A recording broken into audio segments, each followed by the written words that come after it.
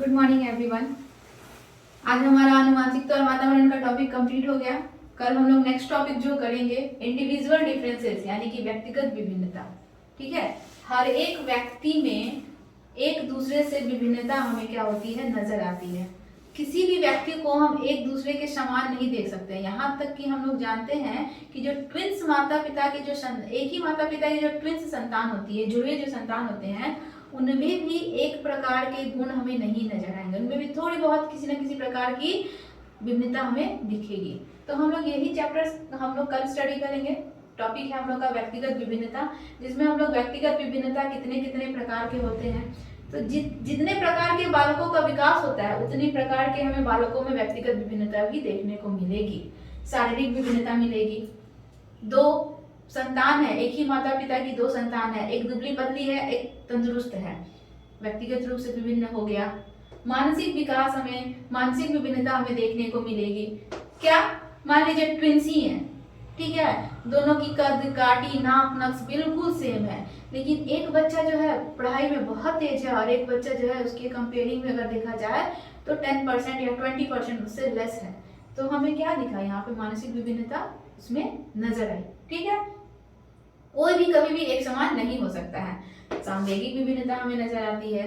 सांवेगिक रूप से कोई बच्चा ऐसा है जो छोटी छोटी बातों पर रो देता है, ठीक है, छोटी छोटी बातों पर वो क्या हो जाता है, बहुत ही इमोशनल हो जाता है। और कोई बच्चा जो है वो कभी उसको किसी प्रकार का कोई गम ही नहीं होता, वो हंसमुख स्वभाव का है, वो एनी टाइम खुश रहता है, उसे किसी की बातों का कोई प्रभाव ज्यादा नहीं पड़ता है। तो सांवेगिक रूप से दोनों क्या है, भिन्न दिख रहे हैं। ठीक है, उपलब्धि में भी अंतर दिखेगा। किसी की उपलब्धि, मान लीजिए किसी का जो संज्ञान का क्षेत्र जो है इतना बड़ा है, इतना विस्तृत है कि उस चीजों की उपलब्धि करने में वो क्या है, बहुत हाई पोस्ट पर, हाई रैंक पर चला गया। और कुछ संतान ऐसे होते हैं या कुछ बालक सेम उम्र का बालक है, उसी सेम उम्र का बालक है, लेकिन उसका संज्ञान उतना ज्यादा विस्तृत नहीं हुआ, वो उतना चीजों को नॉलेज में अपने शामिल नहीं कर पाया, जिस कारण से उसकी उपलब्धि क्षेत्र जो है हमें उसकी तुलना में कम नजर आई। तो उपलब्धि में भी हमें क्या मिला, अंतर मिला। भाषाई विभिन्नता हमें देखने को मिलती है।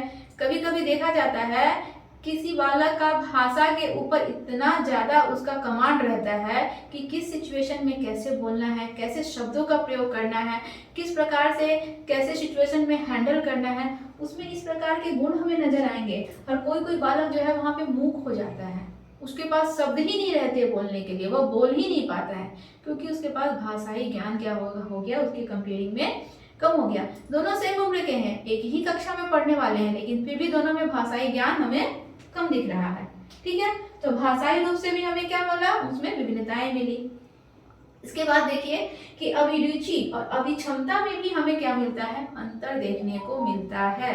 एक ही माता पिता की दो संतानें हैं, दोनों जो है, एक की अभिरुचि जो है खेल में है और एक की अभिरुचि जो है ड्राइंग में है। दोनों की अभिरुचि हम लोग को अलग अलग मिली, दोनों की क्षमताएं भी अलग अलग है।